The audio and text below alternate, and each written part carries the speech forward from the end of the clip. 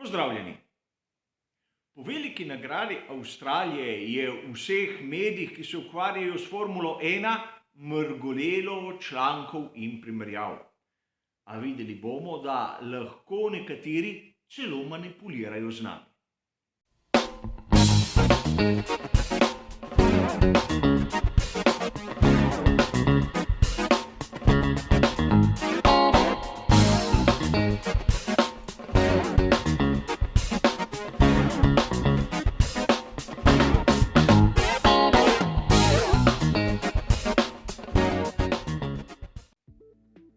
Verjetno je marsikdo izmed vas opazil, da sem izjemno previden, ko je treba povleči kakšno vzporednico med preteklostjo in sedanjostjo. In seveda skušam se izogibati vsega onega napovedovanja prihodnosti, s tem, da bi vlekel na dan kakšne podobnosti s preteklostjo. Mnogi avtorji sicer trdijo, da ukolikor se zgodi nekaj podobnega, kot smo to videli pred tolikimi in tolikimi leti, je možno, da bo tudi rezultat letos podoben tistemu iz preteklosti. Ne vem, na kakšni osnovi. Vsako prvenstvo, vsaka dirka je poglavje zase in zgodovina, verjeli ali ne, se ne ponavlja. A mnogokrat se zgodi seveda, da mnogi navdušenci in tudi nekateri avtorji svoje razmišljanje temeljijo samo in izključno na statistiki. A mnogokrat sem povedal, da Formula 1 so zgodbe in ne samo statistika.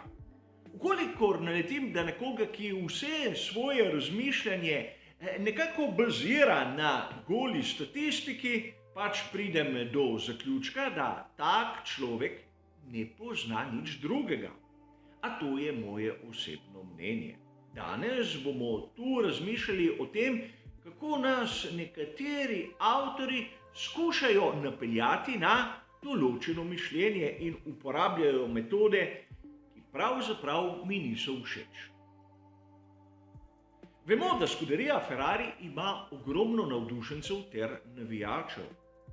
In mnogi viri, ki se ukvarjajo s Formulo 1, nekako želijo nase prikleniti to ogromno maso ljudi. Konec koncev, vir je uspešen, ukolikor ima bralce, sledilce, komentatorje. A tokrat mislim, da so si izbrali nekaj, kar je vse prej kot etično in vse prej kot pošteno. Verjetno je marsikdo izmed vas zasledil, tako v tujih kot v domačih medijih, da so zmago Charlesa Leclerca na veliki nagradi Avstralije primerjali z ono Kimija Räikkönena in seveda tudi z obdobjem Michaela Schumacherja. In če smo pravzaprav pošteni, primerjava na prvi pogled je pravilna. Tako Kimi Räikkönen kot Charles Leclerc sta zmagala veliko nagrado Avstralije. In na veliki nagradi Avstralije je Charles Leclerc dosegel tako imenovani Grand Slam oziroma Grand Slam, torej najboljšo štartno pozicijo, najhitrejši krog, zmago seveda in vodil je od začetka do konca dirke. A problem je, da avtorji so navajali primere, kjer je bil na koncu sezone rezultat naslov svetovnega prvaka. Danes si bomo pogledali, zakaj nas določeni mediji dobesedno zavajajo. Ne povedo nam vse zgodbe in tako si lahko začne marsikdo izmed nas misliti, da se bi lahko letos zgodovina začela ponavljati. Začnimo s primerom Grand Slama in Michaela Schumacherja. Michael Schumacher je eden izmed najbolj uspešnih voznikov v zgodovini Formule 1.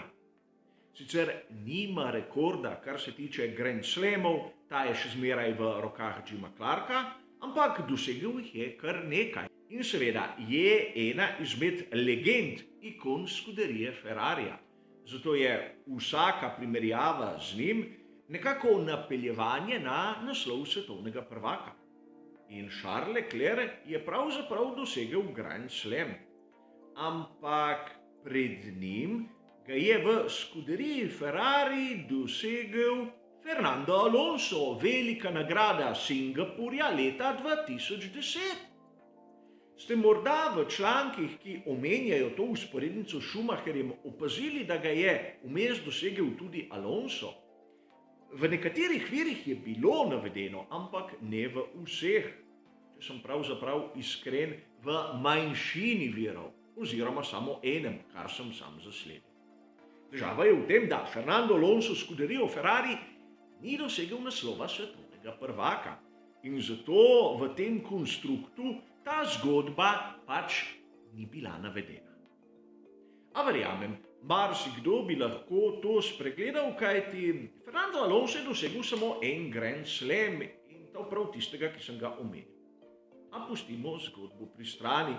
Vrnimo se k tisti, ki je bila mnogo bolj pogostokrat omenjena in verjetno tudi zlorabljena. Mnogi naslovi so trdili nekaj takega. Po veliki nagradi Avstralije je Ferrari v vodstvu in to se je zgodilo prvič po sezoni 2007, ko je Kimi Räikkönen postal svetovni prvak. To je ena bistvena razlika. Leta 2007 je bila velika nagrada Avstralije prva na koledarju. Kimi je seveda zmagal, to je bila, hočeš nočeš, tudi njegova prva dirka za Ferrari. In ukolikor zmagaš prvo dirko v sezoni, verjetno si vodilni v skupni razvrstitvi. A letos je bila to tretja velika nagrada, zato vleči neke vzporednice se mi ne zdi primerno. Še posebej, ker po tretji dirki leta 2007 so bili z 22 točkami izenačeni Fernando Alonso, Lewis Hamilton in Kimi Räikkönen. Seveda tega v mnogih člankih niso omenili, kajti pokvari zgodbo, pokvari vso tisto zadevo, ki jo hoče avtor nekako neusiljeno potisniti v misli povprečnega bralca. In to je to, da letos Charles Leclerc bo tako kot Kimi Räikkönen postal svetovni prvak, čeprav tega eksplicitno nikoli ne navede. A problem je v tem, da tudi pri tej zgodbi imamo dosti bolj pomembne vzporednice, ki jih pa nihče noče povleči. Na začetku letošnje sezone je Charles Leclerc zmagal dvakrat in enkrat dosegel drugo mesto. Kdaj se je kaj takega zgodilo v bližnji preteklosti? Verjamem, povprečni navdušenec nima tako dobrega spomina, ampak sezona 2017 ni toliko zadaj. Sebastian Vettel je takrat zmagal v 2 dirki, enkrat bil drugi in dosegel 3 točke manj, kot jih ima danes Charles Leclerc. To zaradi tega, ker takrat niso podeljevali dodatnih točk za najhitrejši krog. In leta 2017 je imel na razpolago SF70H, ki je eden izmed mojih osebno najljubših Ferrarijev. Torej, vidimo, da primer, ki ga gledamo letos na začetku svetovnega prvenstva, sploh ni tako redek in da to ni nič tako izjemnega. Težava je v tem, da ima Charles Leclerc veliko prednost ne po svoji zaslugi. Namreč, če primerjamo število odstopov, ki smo jih videli letos s tistim, ki smo ga videli v sezoni 2017, bomo videli, kakšna je v resnici razlika. Pri Red Bullu štejemo 3 odstope, pri Ferrariju enega. Leta 2017 je imel Mercedes 0 odstopov, Ferrari 0. Govorim o prvih 3 dirkah, da ne bo pomote. Torej, razlika v točkah Charlesa Leclerca ni toliko njegova zasluga, on je dosegel, bodimo iskreni, skoraj maksimum, ampak je bolj zasluga v navednicah njegovih nasprotnikov. Vidimo lahko, da na drugem mestu je seveda George Russell z Mercedesom W13, ki je vse prej kot konkurenčen bolid vsaj na teh prvih 3 velikih nagradah. Ampak težava je v tem, leta 2017 Sebastian Vettel ni postal na koncu svetovni prvak. In verjetno zaradi tega mnogi avtori te vzporednice nočejo povleči. Težava v sezoni 2017 je nastala v nadaljevanju pri razvoju samega bolida in seveda v tisti zadnji tretjini, ko smo videli kar nekaj težav, tako psiholoških, tehničnih, ki so ustavile pot Sebastiana Vettla v boju z Lewisom Hamiltonom. Sicer ne vemo, kako bi se končalo, če ne bi bilo določenih napak, naprimer na veliki nagradi Singapurja. Ampak vseeno menim, da tako Sebastian Vettel kot Lewis Hamilton bi se takrat lahko borila do zadnje velike nagrade. A to je preteklost, ki ne vpliva na sedanjost. Težava je v tem, da mnogi avtorji, hote ali nehote, nekako usmerjajo mišljenje povprečnega navdušenca v ono smer, da se ponavlja zgodovina iz tistih obdobij, ko je skuderija Ferrari imela svetovnega prvaka med vozniki.